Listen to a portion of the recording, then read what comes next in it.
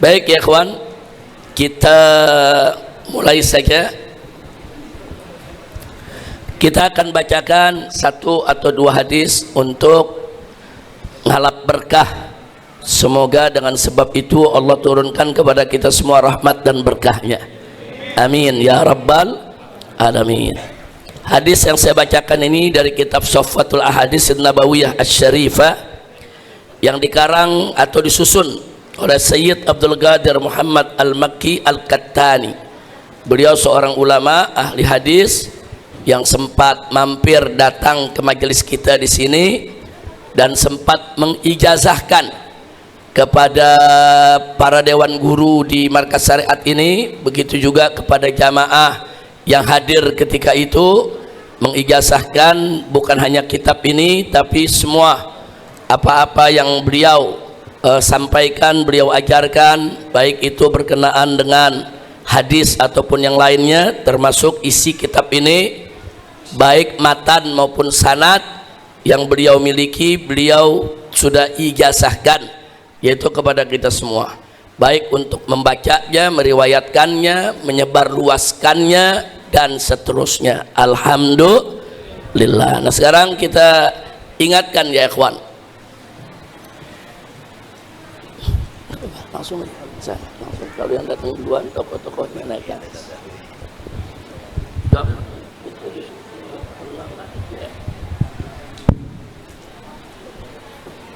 Baik ya kawan, kita mulai satu hadis saja. Kita ingatkan, alhamdulillah kemarin kita sudah sama.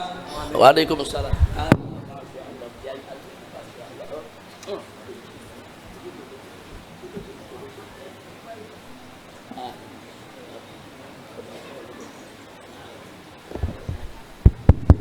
Duduk di sini aja, jangan turun ke bawah, naik ke atas di panggung. Iya. Baik ya kawan, kemarin alhamdulillah kita semua telah melaksanakan puasa Ramadan selama 1 bulan, dan mudah-mudahan puasa kita tadi diterima oleh Allah Subhanahu wa ta'ala. Dan Nabi sudah mengingatkan kita, saudara, man shoma ramadhana imana wa ihtisaba ghufira lahu ma taqaddama min dzambi.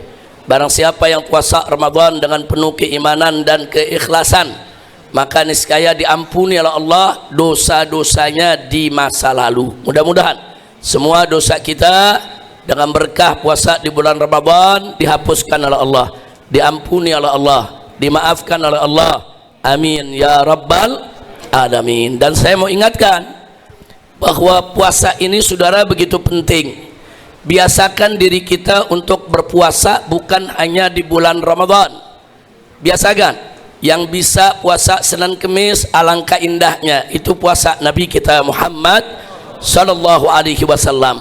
Atau yang bisa puasa Ayyamil Bid, itu juga puasa yang diperintahkan oleh Nabi, dianjurkan oleh Nabi. Puasa di tanggal 13, 14 dan 15 setiap bulan Hijri, saudara. Atau yang bisa puasa Daud juga sangat dianjurkan oleh Nabi. Bahkan Nabi mengatakan sebaik-baiknya puasa saumu Daud, sehari puasa, sehari tidak puasa, sehari puasa, sehari tidak puasa.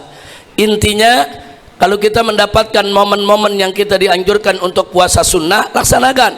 Apakah itu puasa Arafah, apakah itu puasa Asyura dan lain sebagainya. Nah kenapa kita perlu memperbanyak puasa ya ikhwan? Mari kita bacakan satu hadis sahih saudara, yang diriwayatkan oleh Imam Ahmad dalam musnadnya, begitu juga diriwayatkan oleh Imam Nasai dalam sunannya, dan juga diriwayatkan oleh Imam Baihaqi, diriwayatkan oleh Imam Ibn Majah, dan diriwayatkan juga oleh Ibn Hibban serta Ibn Khuzaimah saudara, di mana Nabi mengatakan as-siyamu junnatun minan nar kajunnati ahadikum minal qital. Jadi Nabi mengatakan as-siyamu junnatun minan nar, puasa itu adalah perisai daripada api neraka. Kajunnati ahadikum minal qital, seperti perisai kamu saat berperang. Orang kalau perang itu kan pakai perisai, supaya kalau ada panah dia bisa tangkis, ada sabetan pedang dia bisa tangkis, untuk melindungi dia punya diri. Nah, Nabi memberikan perumpamaan seperti itu. Puasa itu adalah perisai dari api neraka. Nah, maka itu biasakanlah diri kita untuk berpuasa, bukan hanya puasa Ramadan, tapi biasakan juga dengan puasa sunnah, insya, termasuk puasa 6 Syawal. Puasa 6 Syawal ini mau dilaksanakan dari tanggal 2 Syawal kemarin, boleh berturut-turut. Tapi kalau kita ini biasanya orang Betawi, kalau lebaran hari pertama 2, 3 keliling kemana-mana, disediain makan, disediain ini, disediain itu, repot mau puasa. Udah gitu udara Jakarta panasnya luar biasa lagi. Nah, nggak apa-apa, mau puasa di tengah bulannya boleh, mau puasa di akhir bulannya boleh, mau puasa 6 hari berturut-turut bagus, mau puasa nggak berturut-turut juga boleh, atau mau dibarengin buat dengan puasa Senin Kemis bagus. Senin Kemis, Senin Kemis, Senin Kemis, selesai kita dapat Senin Kemis juga, dapat juga puasa 6 Syawal, saudara. Nah, silakan, yang penting jangan ditinggal, karena itu yang dianjurkan oleh Nabi kita Muhammad sallallahu alaihi wasallam. Dan hadis, saudara, tentang puasa adalah perisai, itu hadis sahih, bukan hadis palsu, saudara. Tapi ada yang menarik, ada satu hadis dhaif sering digunakan oleh para ulama dalam menganjurkan umat, saudara, walaupun hadisnya dhaif dan hadisnya populer.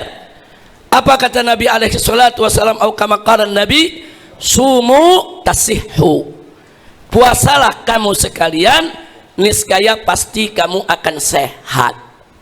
Ini hadis sanadnya, saudara, dhaif, tapi maknanya sahih, makanya diterima oleh para ulama dalam berbagai madhab, saudara.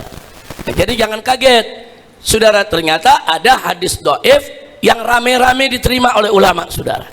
Nah, itu talaqatul ummah bil qabul, hadisnya dhaif tapi umat semua nerima. Apalagi di zaman sekarang, ternyata hadis sumu tasihhu terbukti lewat al-muktasyafatul ilmiyah.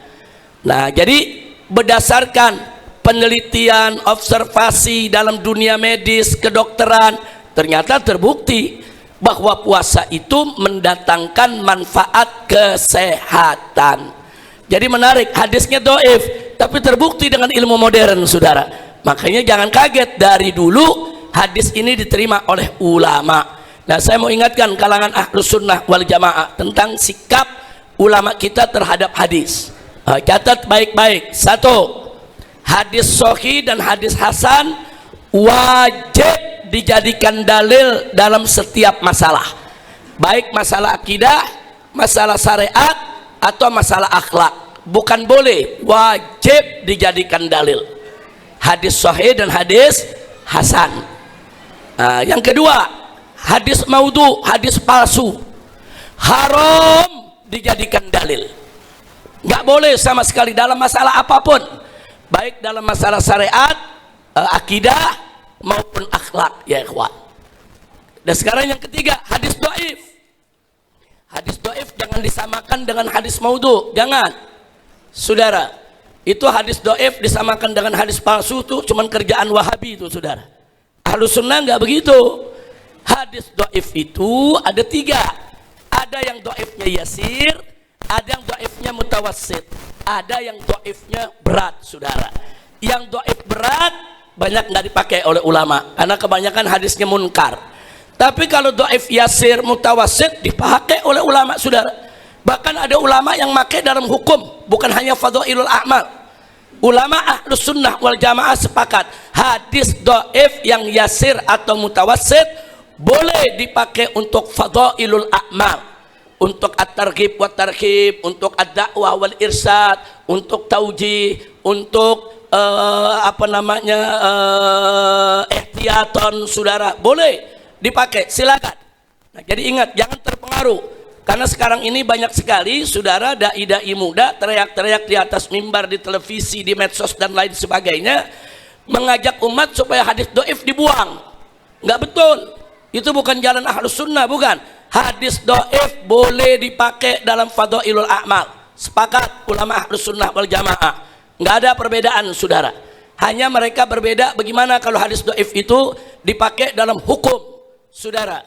kebanyakan ulama jangan dipakai dalam hukum, sebagian lagi bilang boleh kalau dalam urusan yang sunnah dan dalam urusan yang makruh, tapi dalam urusan yang mafrud, yang wajib serta urusan yang haram nggak boleh dipakai hadis dhaif, saudara. Nah, jadi jangan menyamakan hadis dhaif dengan hadis palsu. Makanya apa yang ditulis oleh Syekh Albani, saudara, dengan judul Silsilatul Ahadisil Mawdu'ah wa Dhaifah, itu ditentang oleh ulama. Kenapa? Ulama-ulama dulu mengumpulkan hadis maudhu dalam satu kitab, saudara. Tapi nggak ada ulama dulu mengumpulkan dalam satu kitab maudhu dan dhaif disamakan, nggak ada. Baru Albani yang melakukan itu, saudara. Nah, karena itu sekali lagi kenapa? Karena dia samakan antara hadis maudhu dengan hadis dhaif, dua-duanya mesti dibuang ke sampah. Enggak begitu. Kalau hadis dhaif semua kita buang ke sampah, rontok ini syariat, saudara. Banyak sekali hadis-hadis dhaif yang diterima oleh para ulama. Nah, itu saja. Kalau ada yang mau tahu lebih jauh tentang hadis dhaif, silakan buka Markas Syariat TV atau buka IBTV. Saya kemarin mengisi di di pondok pesantren Markas Syariat pada saat pesantren Ramadan. Kita kupas, ada 4 jam kita kupas, yaitu tentang hadis dhaif. Di IBTV sudah dipisah-pisah, dipilah menjadi beberapa bagian, satu bagian 1 jam. Silakan dengarkan bagaimana sikap ulama Ahlus Sunnah terhadap hadis dhaif. Nah, itu yang bisa kita sampaikan. Jadi kembali kepada hadis sumu tasihhu, puasalah kamu niscaya kamu pasti akan sehat. Hadis ini walaupun sanadnya dhaif tapi maknanya sahih. Karena itu dipakai oleh ulama dalam targhib wa tarhib untuk memberikan motivasi, support kepada umat agar mereka banyak berpuasa sunnah, saudara. Dan sekaligus juga menjadi lebih kuat, yaitu penerimaan ulama terhadap hadis tersebut, karena ada al-muktasyafat al-ilmiyah, karena ada penemuan-penemuan ilmiah dalam dunia medis dan kedokteran yang ternyata memang puasa itu berguna bagi kesehatan. Makanya perhatikan baik-baik. Kalau orang mau dioperasi sama dokter disuruh apa? Puasa. Berapa jam? 8 jam minimal, saudara. Ada yang 12 jam. Kenapa disuruh puasa, saudara? Supaya nanti pada saat dia dibedah, saudara, darah tuh nggak mancur, nggak muncrat kemana-mana, saudara. Ada penahanan, kayak itu aja. Supaya semua dia punya hormon dan kelenjarnya stabil pada saat pelaksanaan operasi. Ternyata puasa manfaat tidak? Manfaat, saudara. Bahkan puasa sekarang ini dijadikan terapi untuk sakit gula. Nah, orang yang sakit gula diminta untuk puasa, saudara. Kenapa? Karena memang puasa itu, saudara, bisa menstabilkan gula darah kita. Bukan itu saja, saudara. Ada orang-orang yang pengen awet muda, kulitnya nggak mudah keriput, puasa yang banyak. Puasa itu memperlambat pengeriputan kulit, saudara. Nggak sampai di situ, saudara. Banyak penyakit-penyakit lain, obat terapinya adalah dengan puasa. Jangankan manusia, hewan pun membutuhkan puasa. Buktinya mana? Kita lihat ayam betina, begitu dia bertelur, dia ingin ngeremin dia punya telurnya supaya netes jadi anak ayam. Dia puasa, saudara. Kita kasih beras, kita kasih apa, dia nggak bakal makan, dia nggak minum. Kenapa ayam itu nggak mau makan, nggak mau minum? Dia jaga hangat badannya, panas badannya. Kalau dia puasa, dia nggak makan, dia nggak minum, badan ayam induknya tadi panas tinggi. Begitu panas tinggi, itulah dia keremin telurnya sehingga menetas, saudara. Tapi kalau induknya doyan makan, doyan minum, saudara, telurnya nggak netes-netes. Subhanallah, ayam tahu mau dapat generasi penerus, puasa dulu, saudara. Alhamdulillah. Enggak sampai di situ, ular, saudara, dari yang kecil sampai yang sanca sampai yang piton. Kalau dia mau dapat kulit baru, saudara, dia puasa. Dan dia kalau udah puasa, orang pikir itu ular mati, dia berhenti, nggak bergerak. Kulitnya terkelupas semua, saudara. Setelah kulitnya terkelupas, bersih, datang kulit baru, baru dia bergerak lagi. Ular tahu mau dapat baju baru, puasa dulu. Alhamdulillah. Ular sama ayam tahu puasa tuh manfaat. Jadi kalau ada manusia yang punya akal nggak tahu, kelewatan, saudara. Kira-kira jelas tidak? Nah, bukan itu saja, diselidiki dalam dunia tumbuhan di Eropa sana, saudara, ada jenis-jenis tumbuhan pada musim tertentu dia puasa, dia nggak mau nyerap air, dia puasa, saudara. Nah, kenapa? Untuk mempersiapkan diri di musim berikutnya agar dia punya daun bagus dan kembangnya indah, saudara. Kalau dia nggak puasa, dia tidak akan punya daun yang bagus dan tidak akan dia punya kembang yang indah. Subhanallah. Ternyata makhluk-makhluk Allah dari mulai hewan sampai tumbuhan, mereka semua membutuhkan puasa. Maka itu kita semakin yakin puasa itu manfaat buat kesehatan manusia. Alhamdulillah. Mudah-mudahan. Jadi kalau ada perempuan nanya, Habib gimana sih supaya awet muda? Ya puasa. Puasa, saudara. Puasa tuh pengerutan kulit tuh diperlambat, nggak cepat. Makanya orang-orang yang suka puasa kita lihat kulitnya seperti awet muda, saudara. Umur udah 60, 70, 80, kadang-kadang kulitnya masih tetap bagus, saudara. Kenapa? Dia banyak puasa. Nah, maka itu yuk saya ajak semua yang ada di sini sama-sama kita biasakan diri kita untuk berpuasa, insya